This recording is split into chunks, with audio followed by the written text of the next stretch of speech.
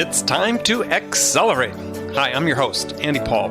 Join me as I host conversations with the leading experts in sales, marketing, sales automation, sales process, leadership, management, training, coaching, any resource that I believe to help you accelerate the growth of your sales, your business, and most importantly, you. Hey friends, this is Andy. This episode of Accelerate is brought to you by Kitedesk. Kitedesk is the all-in-one sales development platform that lets you manage all of your sales development activities, such as email, direct dial phone calls, and your daily to-dos, all in one place to open up conversations, book more qualified meetings, and really create a predictable pipeline. Kitedesk Flow and Kitedesk Find allows us to find exactly the right people in the industries we're looking for, in the roles that we're looking for. That's Kitedesk customer Michael Orphis. Michael is head of sales at Stratified. In addition to the all-in-one management of his sales development team's days, Kitedesk helps him with another big part of his job. We have the ability with Kitedesk to do what we call targeted campaigns. Our conversion rate from what we were doing in the past to what we're doing now has been really massive. So you don't have to take tons of time to research, prospect, then blast large lists of people that never turn into sales opportunities. We're seeing higher clicks, we're seeing higher open rates, and without question, we've seen a massive increase in pipeline generation. So, to learn more about Kitedesk, schedule a free demo, and learn how to create predictable pipeline at your sales organization, go to kitedesk.com/accelerate. That's KITEDESK.com/accelerate. Hello, and welcome to Accelerate. I am really excited to talk with my guest today.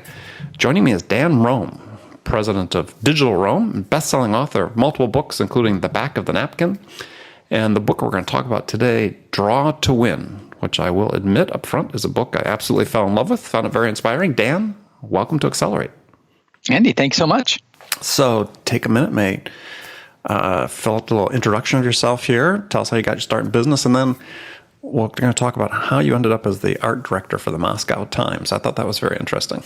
Oh, we're going to go down the good story. Okay. Yeah. I mean, because that was right after the collapse of the Soviet Union. So it was indeed. Yes. And there is a narrative there that takes us through it. And you asked, how'd I get started? Well, like all kids, I drew. The only difference is I never stopped. And when I got into business, that made me the weirdo because, if you have kids or if you know kids, everybody in kindergarten is drawing pictures. That's what kids do, because if you want to record your thoughts and communicate them to someone else and capture them, you don't yet know how to read and write. So your option is drawing, and it's not a scary option. Everybody just does it. And typically, kids generally enjoy the drawing. I just never got past that. I'm not one of those people who somewhere in third grade got told by my teacher, that doesn't look like a horse. You're a terrible drawer. You should never draw again, and therefore ran away from it. On the contrary, I just loved the drawing and I kept doing it. And this story, since we're going to bend to Moscow for a moment, I'll just fill in with a little bit more color of what happened. So when I got to university, I thought I wanted to be a doctor, and I went to school out here in California, and I went to a great school, University of California at Santa Cruz, that encourages students to be very multidisciplinary and basically come up with weird combinations of subjects. So in the end, we have to insert there is go sea slugs. Go slugs, exactly. And so I was studying my biology and my chemistry. And at the same time, I thought, well, I'll do a double major in biology and in painting, because remember, I'd always drawn and I liked doing that. And I thought it would be a great kind of way to let off some steam from some of the more advanced science courses I was taking. Organic chemistry. Well, that's the one. And so, Andy, you've made it, is imagine this. During one quarter, in the morning, I'm doing my organic chemistry courses. And for anybody who's ever taken it, or if you haven't, organic chemistry is that science that you understand it because you build models of things. If you've ever seen those chemical stick and ball models, that's organic chemistry. And what I loved about organic chemistry, it is a very visual science in the sense that you're building physical models of these molecules, and the pieces only fit together in certain ways. And so that's how you can build out these models. And so the course is essentially learning what are kind of the visual rules of how do these different atoms interact with each other, and how would you structurally put that together. And I thought this is cool. And then in the afternoon, I'd go into my art course, a drawing composition class, and the professor is telling us, if you want to appeal to the human eye, there are these certain sort of visual structures and proportions that you should put things against, and they will end up looking right and appealing. And I thought, wait a minute, that's the same thing my professor in organic chemistry was telling me this morning. These are two different classes from two literally different schools at the university, the School of Art and the School of Chemical Science. And yet they're teaching me in a conceptual way the same lesson. And I thought, this is pretty powerful. And that was a kind of an epiphany moment, realizing I really love drawing. I really love building models. I really love the visual side of things. Wouldn't it be interesting if I could find a way to push this into fields where people tend not to think very visually? And as fate would have it, that ended up becoming business. And, there are many business professors who teach strategy and things like that, who now use kind of structural models to explain concepts that normally would have been very verbal and very abstract. And it makes sense to people, and you think about Venn diagrams instead of intersecting circles, Sure. or you think about 2x2 charts. How do we create kind of landscapes of different conceptual ideas by mapping them together according to some sort of coordinate system and creating these visual models, because they make sense to our minds. And when I can create something visually, that is, when I can make a picture of it, I can guarantee people are going to remember it and react to it a lot better than they do my long handwritten endless paragraphs. And that's, Andy, that's kind of the summary of what I do, is work with business people now, teaching them to take very good but very often complex ideas that are difficult to communicate well and quickly, and solve that problem by being able to communicate them with simple pictures. And that's my story. Okay. So back to Moscow. Well, so there I was at Santa Cruz, and my girlfriend at the time was this is back in the late 1980s, and maybe some of your listeners will remember the ending days of the Soviet Union and glasnost and perestroika, and Gorbachev was in power, and these were in Reagan on the United States side. And my girlfriend had been a Soviet and Russian studies major, and so was, after 4 years of studying the language and the culture and the history and the politics, was really desperate to try to get a job in the Soviet Union. But that was not the kind of time you could just get on a plane and fly to Moscow and get off and get a job. I mean, you needed a security clearance and CIA approvals and all this kind of stuff. So she worked it and finally landed a job becoming a nanny at the American Embassy in Moscow for a year. And about halfway through that year, she finagled me a diplomatic passport so I could come and just pay a visit. And I went over there, and it was interesting because we met some people from a Dutch publishing company that were thinking, very good business people, if anything that Gorbachev says comes true, and if there really is this thaw of relations between the West and the Soviet bloc, then there's going to be a huge influx of business people from all over the world trying to sell stuff. And Moscow is a mystery. I mean, there's no phone book. There's really no advertising. There's very little signage on the streets. You couldn't tell a restaurant from, a storefront. Everything's very secret. Profit's illegal. It's a mystery, especially to Western people trying to come in. And so they said, well, let's put this city magazine together that basically provides instructions on how do you live and function in this city. And they needed English-speaking editors, so they hired my girlfriend, and they needed designers. And I'd been working for a couple of years as a graphic designer in San Francisco, and they offered me a job. And I thought, wow, well, that's kind of a cool adventure. I was 26 years old. Why not move to the Soviet Union for 6 months and take this job and see how it plays out? Well, as it played out, I ended up staying on for 7 years, and I ended up founding literally the first Western advertising agency in what was then the Soviet Union. And it was fascinating because how did that happen? Well, it's a simple answer. Right place, right time, right technology. Our office putting together this magazine with the Dutch, we had the very first Macintosh computers legally imported into the Soviet Union. We had to get all these waivers. Sure. Because they were Motorola 68020 processors, which at that time were illegal to export or import into the Soviet bloc because they were too advanced. So we had to get a waiver. So we had the newest technology that was being used in New York and San Francisco by graphic designers. We had it in Moscow. And so these business people would come in, imagine someone's parachuted in from Atlanta, and this guy's job is to sell Coca-Cola, set up the Coca-Cola office in Moscow. And he needs to do advertising and marketing and all the typical things and doesn't have any tools or resources to do it. He sees this slick city magazine printed nicely in English and with our office address, and he'd come by. And this happened dozens of times. And our boss finally looked at me and said, Dan, you're doing all this advertising work, localization into Russian. You should just set up a business. And he supported me in doing it, and I did. And so the very first clients were, in fact, Hewlett-Packard, Intel, Coca-Cola, Philip Morris, EDF, Electricité de France. I mean, and so it's interesting because if you think about it, the opening of a new market, who comes in? A market in which people have no or very, very little money available. So the average person in Moscow could maybe eat together enough money to buy a bottle of Coke as a new sort of shiny Western thing, or a nuclear power plant. Those are kind of the two options. And so I was doing advertising and marketing for both. So on the one hand, cigarettes and candy bars and Coke, and on the other hand, national telephone systems, nuclear power plants, right. Westinghouse turbines, computers, you name it. And it was fascinating. Very interesting. The key here, Andy, why does this have any relevance to our story? Is because, when I arrived in Russia, did I speak Russian? I did not. And yet now I find myself working with a bunch of people with whom I don't have a common spoken language, but we drew a lot of pictures. And that was how communication really worked. And, if you're willing to sit down with someone, different culture, different language, and just draw stuff out, and even though you're each talking a different language as you're drawing, if you're sharing the pen back and forth, you get each other really well.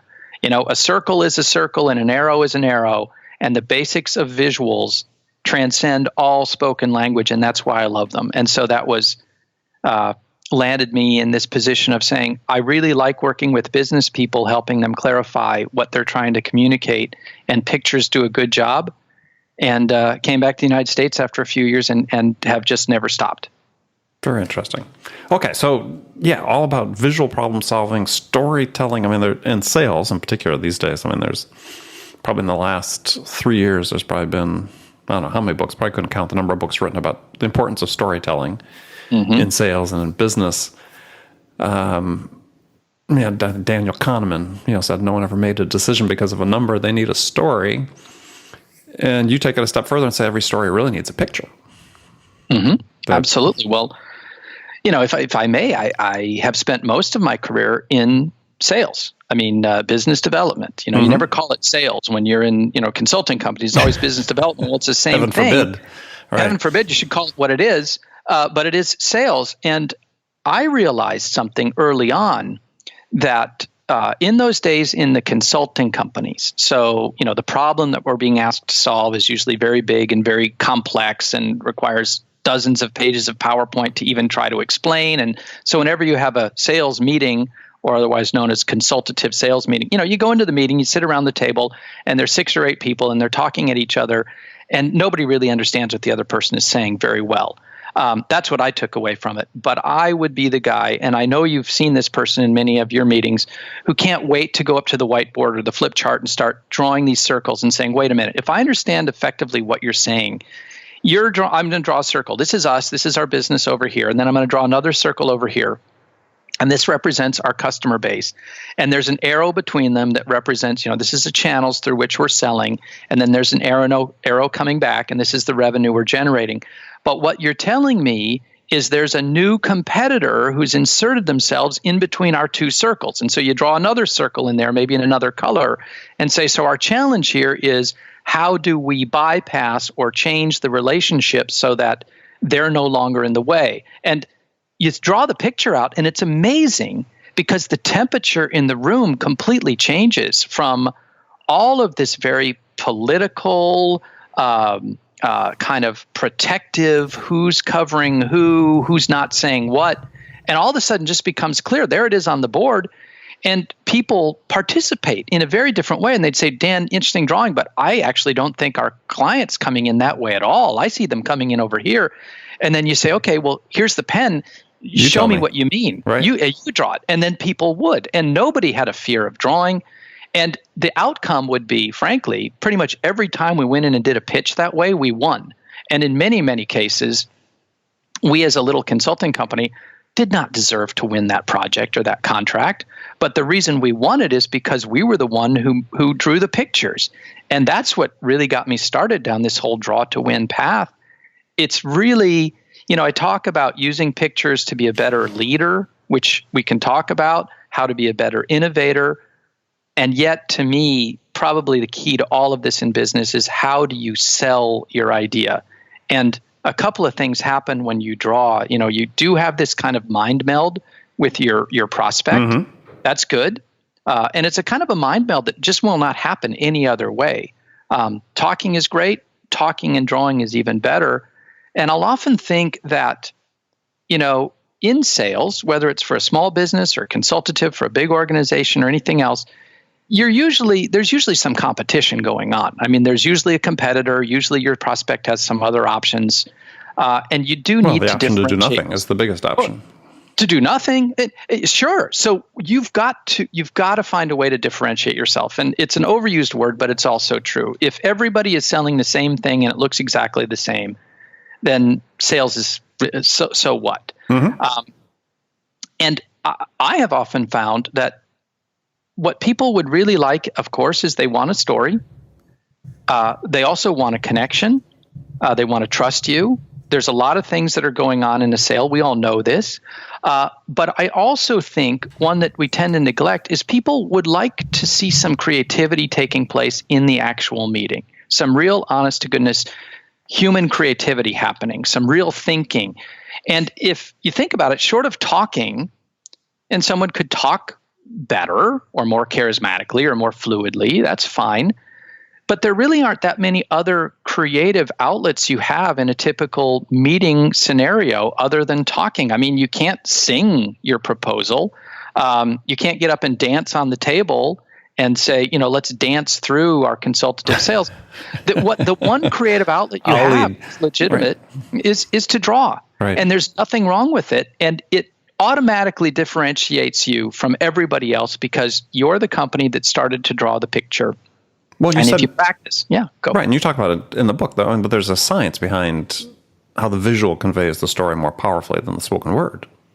Lots of science and lots of process. And, it's funny, Andy, you mentioned the science and we talk about data a little bit. I'm going to throw out 2 data points that nobody knows that are just incredible and go right to the case of why you want to draw pictures if you want to win. And so the first data point is, if you think about the human brain, by weight, about 1/3 of your brain is dedicated to vision only. By weight, 1/3 of all the neurons in your brain are there to help process vision.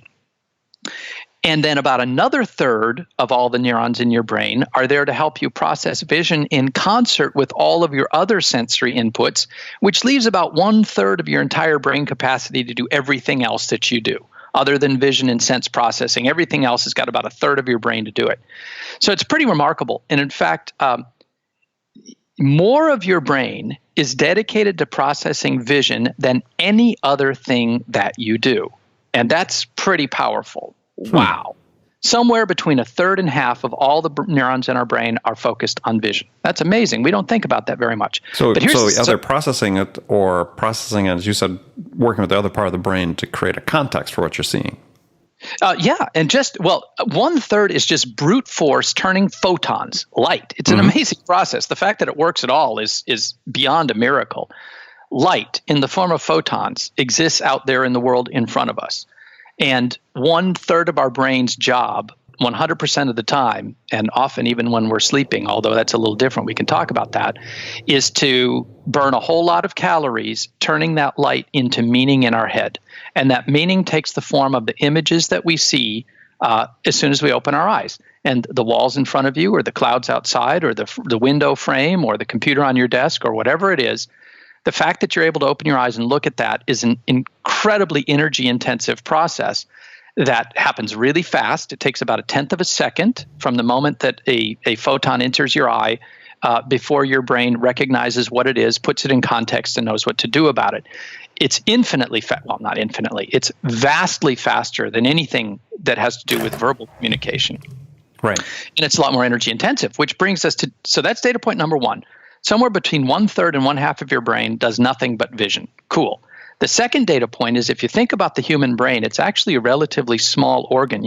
If you double up your two fists and kind of wrap them around each other, one fist around the other, that's about the size of your brain. It's not very big. I mean, your skull accounts for a lot of your head space. The skull is a thick bone, and in the middle of that is your brain. It's not very big.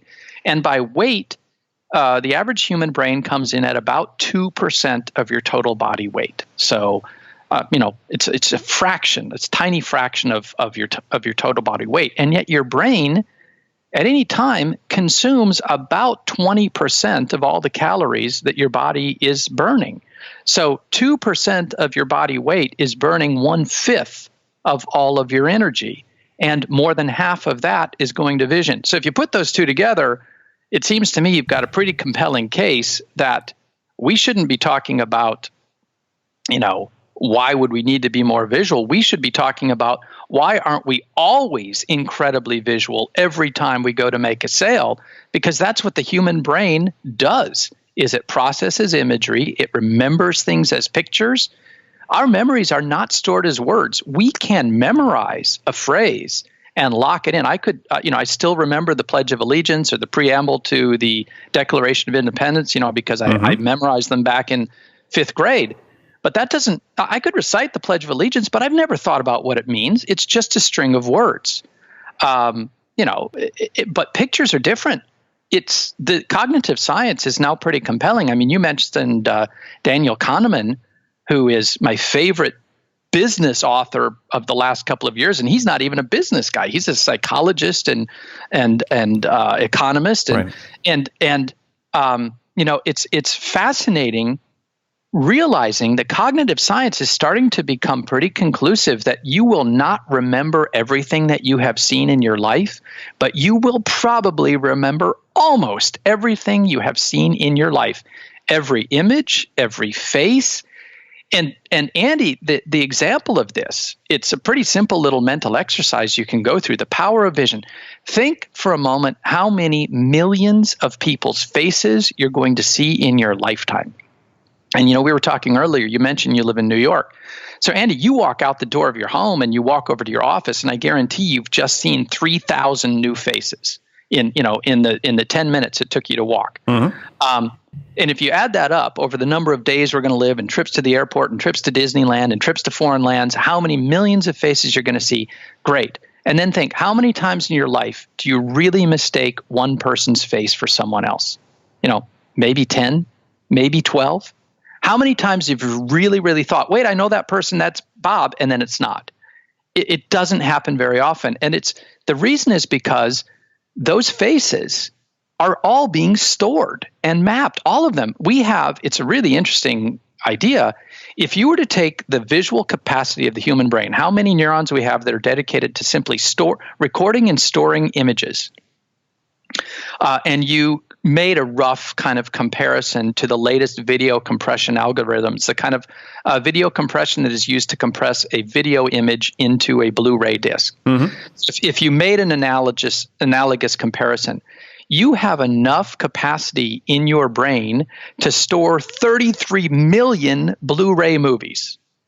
Whoa! Which is way more movies than you ever have time to watch in this life.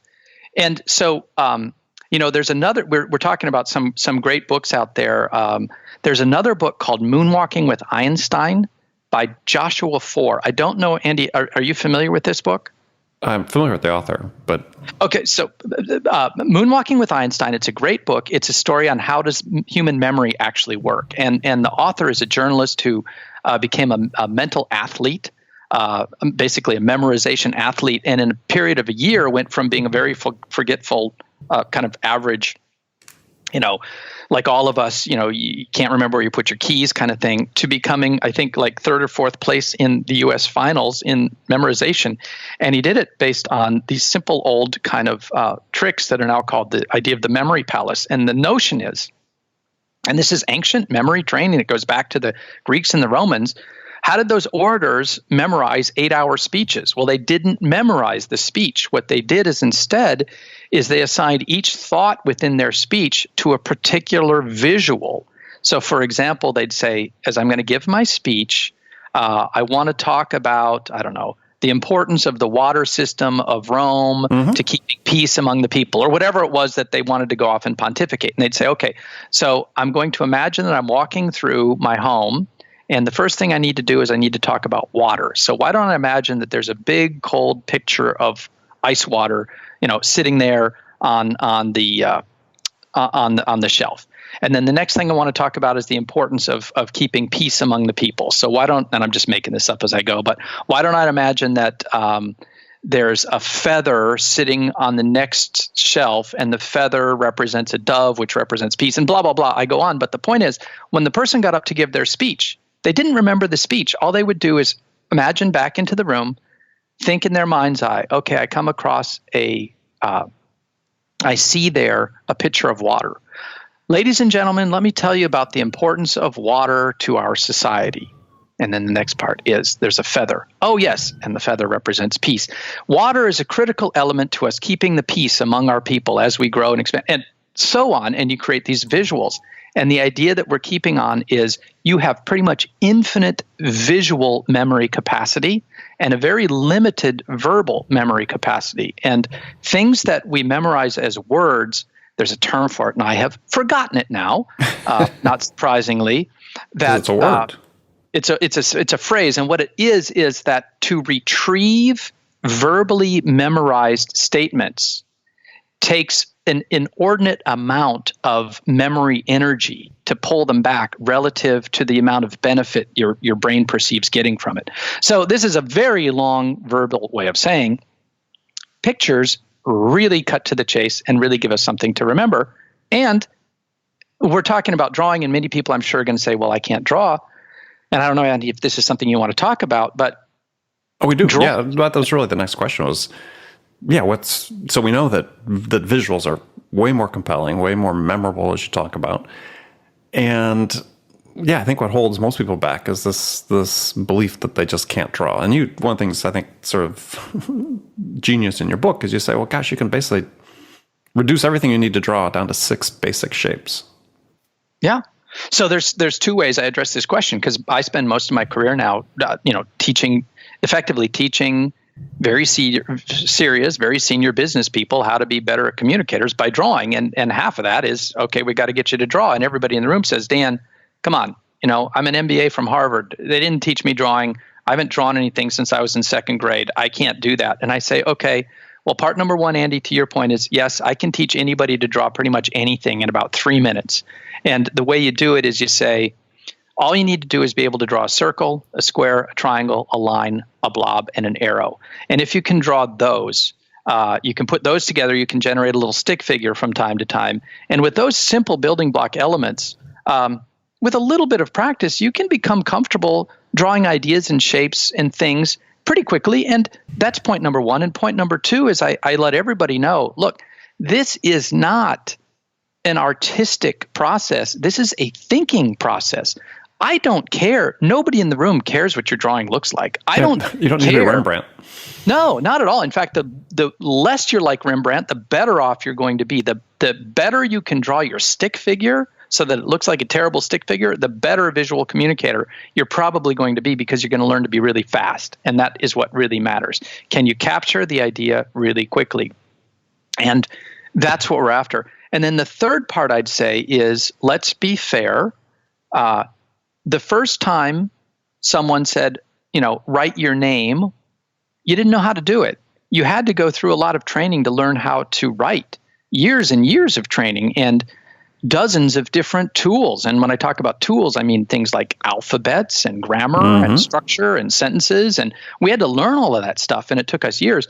The beauty of drawing is you can learn the whole process in about 5 minutes. It doesn't take you years and years to do. The only thing you need to get over is, again, that ancient fear that people are going to judge you. And what you find out immediately is, if you're the person who goes up, and if you're at least confident about drawing your circles and your arrows, nobody cares what your drawing looks like. If they can figure out that's conceptually this, that's all you need to do. And so that generally gets most people past the sort of fear of drawing. And then there are some who, for technical reasons or sort of coordination reasons struggle. But even those people, when they see that they're in a supportive environment and people really want to know what their idea is, they'll go up and draw it. And pretty soon the confidence comes. And it's also important, I think, to say, like many things, it does require practice. I had a funny story after I wrote the back of the napkin. And it's been almost 10 years ago now, and the book did really, really well. It was very exciting for a first-time author to have this, kind of breakout international bestseller. And I remember that Kai Ryssdal on Marketplace on NPR invited me to come down to Los Angeles and record a radio session with him when that book came out. And Kai, who, great guy, it was a lot of fun. He said, so Dan, your book is called The Back of the Napkin, so I'm assuming that means that anybody can draw a picture to solve any problem right away. And I said, well, no, not so much. You have to still know what you're thinking about, but the picture is going to help you clarify that. And that's when I really realized that it is a thinking process, and all that we're really doing here with our pictures is adding another really powerful tool into your tool belt of things that you can do when you're trying to put together an idea and communicate it with someone else. I'm not saying that you're going to be able to figure out anything instantly in 15 seconds just by sketching it out. What I am saying, though, is if you put in a little time, you will be able to figure out a really compelling way to clarify anything by using your simple pictures. It's easy, but it does take some time and a little bit of practice because it's a slightly different way of thinking. But the good news is it's not a difficult way of thinking to learn. Right. And that is a segue into something I wanted to share, but I don't want to take on too much. Go ahead. So, here's the magic trick for me at the core of my work and in all of my books is a kind of a breakthrough moment that took place while I was working on the back of the napkin, realizing that as someone who drew a lot in business and in these sales meetings, sometimes I draw a picture and it would be great. Everyone in the room, they'd look at it and they'd say, yep, that's great. Let's move on. Sold. And then other times I draw a picture and people would look at it and say, Dan, what the heck is that? Can you just tell us what you're trying to describe? And I realized there was a difference, something that was elusive between a picture that worked, it served its job well, and a picture that didn't, one that seemed to just kind of cause the gears to jam up. And I thought, well, it must have something to do with, again, neuromechanically, neurobiologically, how does our vision system work? And there are pictures that just pass right through the system, just like butter. They just go right through, and other pictures that for some reason do cause the gears to kind of jam up and not flow. And so I started to, dusted off this undergraduate degree in biology and started reading everything I could about the new emerging amazing science of vision. And I came across a couple of things in particular that said that one of the models of how vision works, and this is now an accepted neuromechanical cognitive science model of vision, breaks vision down into a series of discrete pathways where the visual engine, that is our eyes and our brain and our neocortex and our visual neocortex and all these different pieces are all working in concert. And the way they work is it's a process. Our brain is a machine. And every machine works according to kind of a script, a process. Things happen, and they always happen in the same order. That's how it works. And the order of vision is the visual world is broken down by our visual engine into a set of discrete, different types of information, each one of which maps to a particular visual pathway. So that's a very abstract idea, but let's name these pathways. One of these pathways is literally called the what pathway. It is a large part of our visual engine whose job is to identify the objects that are in front of us. So if I'm looking at a car, how do I know it's a car? Well, it's got a certain size, a certain shape. Its edges are in particular places. It's a shape that I've seen before, so I know what it is. It's a car. Well, that's our what pathway. But then there's another pathway located in a completely different part of our brain, in fact, mostly located way down in our reptilian brainstem, which is called the visual where pathway. its job isn't to identify the objects. Its job is to identify the position of things relative to me. And this is something we have in common with a crocodile. Look, a crocodile has no what pathway. A crocodile, no matter how much you try to teach it, is never going to recognize the difference between a BMW and a Honda. No matter what, it's never going to be able to figure that out. It will never be able to recognize the difference between a car and a house because it doesn't have the ability. It doesn't have the what pathway. Humans have a lot of that, but what a crocodile has that we have is it recognizes really well how close is the object to it and how close is that object to the other objects that the crocodile is seeing. And so that's our where pathway. And then we humans have, so if we were to break them down real quick, I don't want to be too pedantic about it, but it's kind of a cool model. In the end, there are 6 of these different pathways. And I call them the what pathway, the how much, the where, the when, the how, and the why. And that's based on this cognitive science model of how vision works. And those are actually the names of the pathways, and it's beautiful. And what you can do then is you can say, well, wait a minute. If I want to describe an idea in a way that someone will understand it, I don't have to draw hundreds of different pictures. I just draw 6. I draw the one picture that represents the information that each of the visual pathways is trying to find, and I let the mind of my audience stitch them together. And so to give you an example, let me try to make this real for a moment. If I was trying to sell you, for example, on a safer car, I would draw a picture of a car and I'd say, this is a car. Okay, fine. We've got that in mind. That's the what. And then and that would be the what. And then the how much might be, let's draw a chart now. Let's think about quantitative information. And I draw a chart that might show rate of accidents per miles driven. And I would say that my car, the one that looked like a circle, has very few accidents per miles driven, whereas the other car, the one that looks like a square, has a lot of accidents per miles driven. And so what I've done is I've said, what? Car, a circular one and a square one. Okay, great. How much? Well, my car, quantitatively, fewer accidents than that car. Okay, and now let's draw a map. So we've covered the what pathway, the how much pathway. Let's talk about the where pathway. So the how much would be like a chart then? It's a chart. It's right. You just simply draw a chart. What is a chart? It's a visual way to quantify a set of data. Right. And for people that are into that, the best person in the world to look about charts is there's a guy named Dr. Edward Tufte who was a professor at Yale, who's written a series of books on data visualization and quantitative visualization, and they're beautiful. And if you want to draw great how much pictures to convince someone quantitatively of the value of your idea, great set of books to look at. But there's another concept going on here too, which is this where idea. And you might think about that in many different ways. So, where do these accidents take place? Where is the car actually in relation to other cars? And so you might draw kind of a map that says, here's where accidents typically take place. These roads are bigger than those roads. So you have kind of a map that shows where these pieces fit. Then you draw a timeline that is appealing to the when pathway that's trying to figure out, so what's the sequence of things that happen? When my eyes are open and I'm watching an accident unfold, what is the sequence of events? Well, I see the car and I see it accelerating and I see the pedestrian moving into the road, and now the car is trying to slow down and it either does or does not. So this is my sequence. Well, then I might say, okay, now let's kick it up a notch. Let's go to what's now called the how pathway, which is the visual pathway that pulls together all of these pieces that I've been capturing one by one. I've got a car, I've got some numbers, I've got its position, and I've got a sequence of events as the car is moving towards the pedestrian. Now I draw a flow chart that says the reason my car is safer than your car is because in this sequence, my car detects faster the presence of a pedestrian than your car does.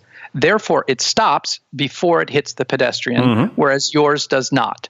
And you can see we've created a little loop now. My car's better numerically. Now I can even show you why that is so sequentially, how that maps out in terms of a flow chart, a kind of a sequence flow. And then the last one is, I'd say my why is a very simple picture. It's the simplest one of all. I call it a kind of a visual moral of the story. And in this one, I'd simply say, my car is better than your car because it's smarter. And now I've visually created this entire sales story. And, it took me a few minutes, Andy, to walk through it, and I hope it's not too elaborate. But all you're doing is, if you and I were sitting at a table, I would have drawn out each one of these. It'd take me 15 seconds. And, I just made this up on the fly. But I now theoretically have convinced you to buy my car as opposed to that other car, and I've shown you why. Yeah. Well, and what you also talk about in the book is that this is not a random order that you put them in. This is based on science, observing. This is the order in which we process images. And you're right. And it should always be that order. And there are variations, but that gets into advanced stuff. And it's what we're trying to do. I often think about this, especially when we're selling, especially when we're using visuals, is all I'm trying to do as quickly, as seamlessly, and as believably as I possibly can, get what's in my head into your head. That's all I'm really trying to do. And pictures drawn in sequence, very simple pictures, in my mind, are the fastest and best way to do that. And sort of one last point on this is that, and you have a 75-25 rule, which I really like, which is if you're going to start using images and the way that Dan's talking about, let's even get to the point where you maybe have sort of prepared some of these images ahead of time, because you've been in sales situations, is that you sort of create 75% of it and then you let the customer do the balance. So they're co-collaborating with you with you on creating this co-creating the value. It's a beautiful thing. I'm sure everybody who has ever sold anything has seen that moment when the sale is made. People's eyes light up. Mm-hmm. And that's exactly what I'm talking about. I'm glad you brought it up, 75-25. And I do rehearse. I do prepare. I want to be clear. It was kind of like the marketplace story. We're not talking about winging it. You wouldn't typically walk into a very high pressure, very important sales meeting having not prepared at all and saying, I'm so smart and I'm so clever, I'm just going to go in there and wing it and land the sale. That's pretty rare, and usually that's a bad way to go. You want to be prepared because you want to be knowledgeable about the client's potential problem or what you think it is. You want to be knowledgeable about what you propose as the solution and why it will work, and you want to have you want to be prepared. And the same thing is true of our pictures.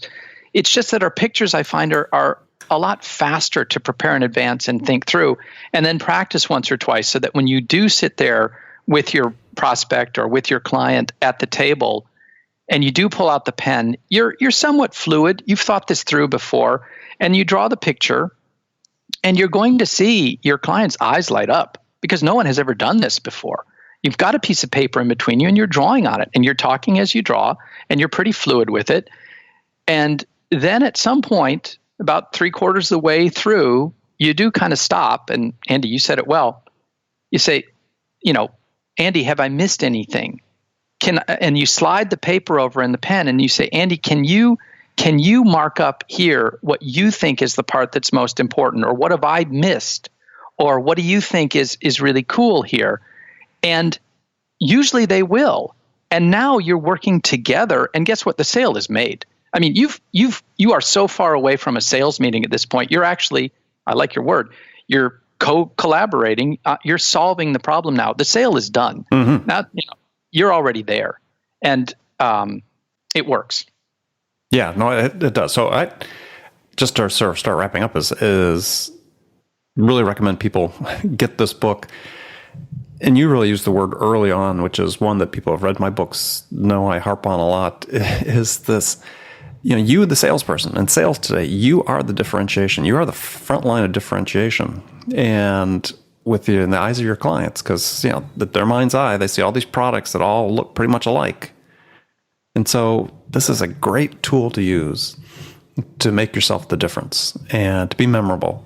And it'll go a long ways to helping you close more sales. Absolutely. So with that, Dan, thank you for being on the show. Why don't you tell people how they can get in touch with you? Andy, well, thank you. Yeah, it's easy. danroam.com. It's just my name, DANROAM.com. That's my kind of standard website.